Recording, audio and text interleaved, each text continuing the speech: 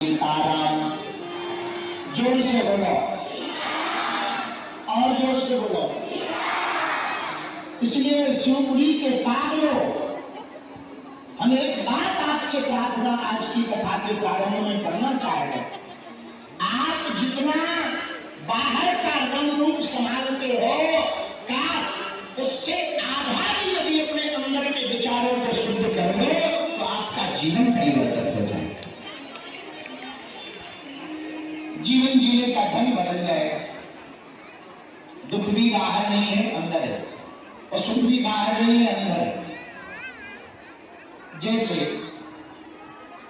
मन में कामना करो कि हम कथा में गए हैं, हमें आगे बैठने मिलेगा, हम नहीं मिला चलो दुखी हो गए कि नहीं।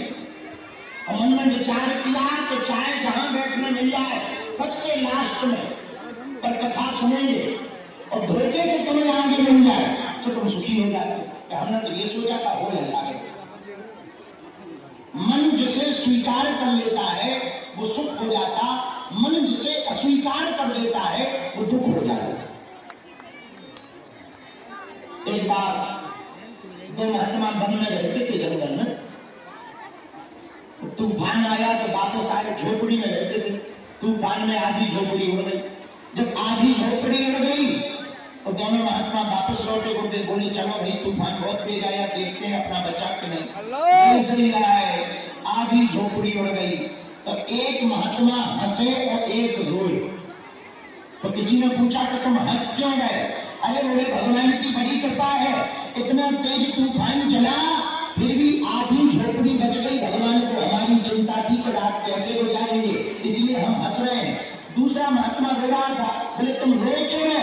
अरे बोले बताओ तो भगवान को शर्म नहीं आती है, हम इतना भजन करते हैं फिर भी आधी झोपड़ी उड़वा है। एक ही जगह, एक हंस रहा है एक रो रहा है, दोनों के विचार अलग अलग, इसलिए एक हंस रहा है एक रो रहा है। मन की वृत्ति में एक ने कामना कर रखी इसलिए दुखी है, एक निष्काम हो गया सो सुखी है। अब दूसरी बात सुनो। एक जजमान के घर दो पंडित जी गए पूजा कराने के लिए। दोनों वापस लौटे, एक रो गए एक हंसे। तो किसी ने कहा महाराज एक ही यजमान के घर दोनों ब्राह्मण गए, एक रो रहे एक हंस रहे, कारण क्या है? पंडित जी बोले भैया पूछो मत।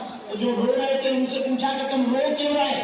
बोले महाराज हम जिस यजमान के घर गए थे वो बड़ा अमीर आदमी है, हमने सोचा 5,000 रुपया